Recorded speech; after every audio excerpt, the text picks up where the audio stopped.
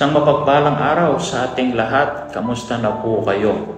Samahan ninyo po ako ngayon at pagnilayan natin ang bantay at alagad, the spiritual heart behind the badge. Ang pagiging pulis ay hindi lang trabaho. It's a calling to serve with courage and compassion.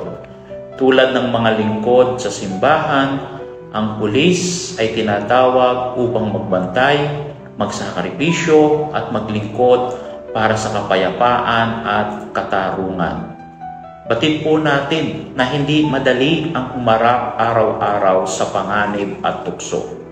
Pero ang pulis na may pananampalataya ay naglilingkod hindi lang sa batas, kundi sa bayan at sa Diyos.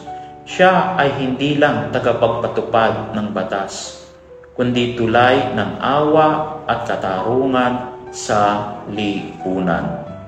Sabi nga po ng ating namayabang Santo Papa na si Pope Francis, and I quote, "The world needs Christians who are not afraid to open their hearts to the will of God and serve their brothers and sisters."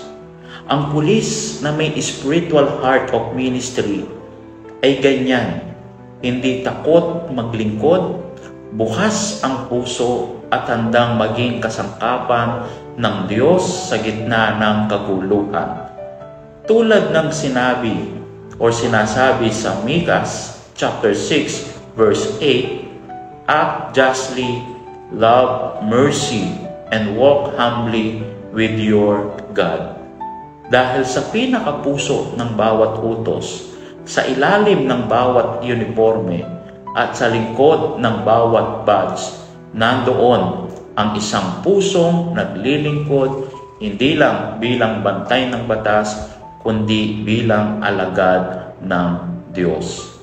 At lagi po nating tatandaan ang mithiin ng ating kapulisan sa bagong Pilipinas ay ligtas ka. Muli po sa mapagpalang araw sa ating lahat, and may God bless us all.